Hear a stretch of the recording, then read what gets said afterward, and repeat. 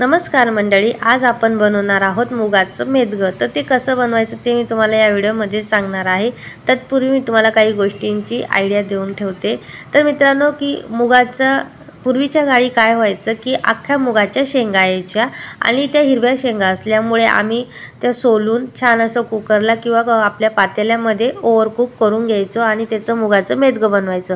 पण हल्लीच्या काळी ते काही शक्य नाही आहे। कधी आपल्याला मूग भेटतो, कधी नाही भेटत, कोणी शहरात असतं, त्याच्यामुळे आपल्याला ते शक्य होत नाही। त्यामुळे आपला जो अख्खा मूग आपल्याला एनी टाइम अवेलेबल असतो मार्केटमध्ये, त्याच्यापासून आपण हे मुगाचं मेदगं बनवणार आहोत आणि ते कशा पद्धतीने कुक करायचं तेही मी तुम्हाला या व्हिडिओमध्ये सांगणार आहे। संपूर्ण टिप्स इथे मी दाखवलेले आहे। तर व्हिडिओ कुठेही स्किप करू नका, व्हिडिओ शेवटपर्यंत बघा। व्हिडिओ आवडला असेल तर लाईक आणि शेअर आणि सबस्क्राईब केल्याशिवाय जाऊ नका। चला तर व्हिडिओला आता सुरुवात करूया। तर मी इथे 2 कुकरचे डबे घेतलेले आहे। एकामध्ये मी 1 वाटी तांदूळ ॲड करणार आहे आणि एकामध्ये अख्खा मूग ॲड करणार आहे। तर आपल्याला हे दोन्ही स्वच्छ पाण्याने धुवून घ्यायचे आहे। तर मी इथे पाणी ॲड करून घेणार आहे आणि स्वच्छ धुवून घेतलेले आहे। पाणी काढून घेऊया एकदा। अशा पद्धतीने मित्रांनो आपण स्वच्छ पाण्याने हे धुवून घेतलेले आहे आणि याच्यामध्ये मी थोडं पाणी ॲड केलेलं आहे।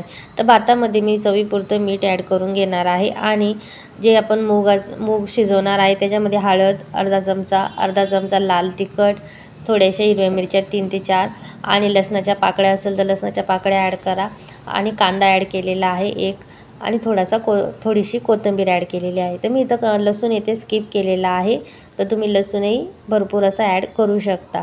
तर छान असं मिक्स करून घ्यायचं। चवीपुरती मी यामध्ये साखर ॲड करणार आहे, जेणेकरून आपल्या मुगाच्या मेदग्याला छान अशी चव येते। तर कुकरच्या भांड्यामध्ये थोडं पाणी ॲड करून घेऊया आणि आपल्याला इथे कुकर लावून घ्यायचा आहे। यामध्ये मी जाळी ॲड करून घेतलेली आहे आणि दोघी डबे एकावर एक ठेवायचा आहे। तर डाळीचा डबा खाली ठेवायचा आणि भाताचा डबा वरती ठेवायचा, जेणेकरून डाळ छान अशी ओव्हर कुक होते। कारण की जर आपण डायरेक्ट लावली किंवा पातेल्यात लावली तर ते लवकर शिजले जाते, पण दोघी एका वेळेस लावल्यामुळे खाली डाळ ठेवायची आणि वरती भाताचा ताट ठेवून घेणे। अशा पद्धतीने आपण कुकर लावून घ्यायचा आणि 3 शिट्ट्या आपल्याला इथे काढून घ्यायच्या आहे। तर मी इथे पुऱ्यांची कणिक मळून घेणार आहे। त्यासाठी मी 2 वाटी येथे गव्हाचं पीठ घेतलेलं आहे। हे पीठ छान असं गाळून घ्यायचं। यामध्ये चवीपुरतं मीठ ॲड करूया, अर्धा चमचा हळद ॲड करूया, अर्धा चमचा येथे मी लाल तिखट ॲड करून घेणार आहे आणि संपूर्ण मिक्स करून घेणार आहे, जेणेकरून संपूर्ण पिठाला हा मसाला लागायला हवा। आता गरजेनुसार यामध्ये पाणी ॲड करूया आणि छान असा कडक डो मी येथे मळून घेणार आहे। तर आपल्या पुऱ्यांसाठी छान अशी कणिक मळल्या गेलेली आहे। आपल्याला थोडीशी कडकच येथे ठेवायची आहे आणि छान अशा पद्धतीने इथे तेल लावून घ्यायचे आहे आणि कणिक बाजूला करून ठेवायची आहे। तर मित्रांनो, कुकरला आपल्या 3 शिट्ट्या ऑलरेडी झालेल्या आहे, तर तुम्ही बघू शकता। आता कुकर मी साईडला करून घेणार आहे। तर आता आपण मूग शिजलाय की नाही शिजलाय ते बघून घेऊया। येथे मी 3 शिट्ट्या काढून घेतलेल्या आहे, त्यामुळे मूग हा अर्धवट शिजलेला असेल। कारण की जो मार्केटमधला आपला मूग असतो ना, तो थोडासा कडक असतो। काही मूग हा दोन राशीचा असतो, बारीक आणि लहान, त्यामुळे तो फारसा शिजत नाही। त्यामुळे त्याला ओव्हरकुक करून घेणं गरजेचं असतं। तर कुकरमध्ये 2 पळी मी येथे तेल ॲड केलेलं आहे आणि यामध्ये आता तेल छान असं गरम करू द्यायचं आणि त्याच्यामध्ये मोहरी आणि जिरं 1 चमचा ॲड केलेला आहे। मोहरी जिऱ्याची छान अशी फोडणी आपण परतून घेऊया। यामध्ये मी थोडासा कांदा ॲड करून घेणार आहे। तर पुन्हा आपल्याला छान असं मिक्स करून घ्यायचं आहे। यामध्ये मी थोडेसे शेंगदाणे ॲड करणार आहे। शेंगदाणे पूर्णतः ऑप्शनल आहे, पण चव छान लागते, त्यासाठी आपल्याला टाकायचे आहे। आता यामध्ये अर्धा चमचा हळद टाकायचा। छान असं तेलामध्ये हळद मिक्स करून घ्यायची आणि जे आपण डाळ वाफवून ठेवलेली होती मिक्सरला, ती याच्यामध्ये ॲड करून घेऊया।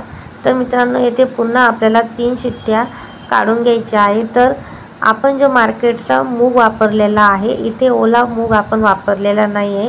त्यासाठी आपल्याला सुरुवातीला 2 शिट्ट्या आणि नंतर फोडणी दिल्यानंतर 3 शिट्ट्या, अशा 5 शिट्ट्या आपल्याला काढून घ्यायचा आहे। तेव्हाच आपला मूग हा छान असा शिजतो आणि मुगाचं मेदगं हे अतिशय परफेक्ट मुगाचं मेदगं हे होऊन जातं। तर मित्रांनो, मी येथे कढई ठेवलेली आहे आणि छान अशी कणिक मळून घेतलेली होती। आता येथे आपण पुऱ्या लाटून घेणार आहोत तर मी याचे छोटे छोटे उंडे करून घेतलेले आहे आणि एक पुरी लाटून घेणार आहे। तर मित्रांनो, मुगाच्या डाळीसोबत तुम्ही भाकर किंवा चपाती किंवा पुरी असं काही ऑप्शन घेऊ शकतात, पण भाकरीसोबत खूप छान हे मेदगं लागतं।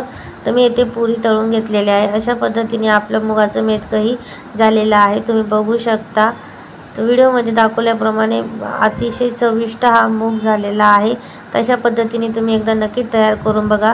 व्हिडिओ आवडला असेल तर लाईक करा, शेअर करा, कमेंट करा आणि सर्वात महत्त्वाचं म्हणजे सबस्क्राईब करायला विसरू नका। धन्यवाद।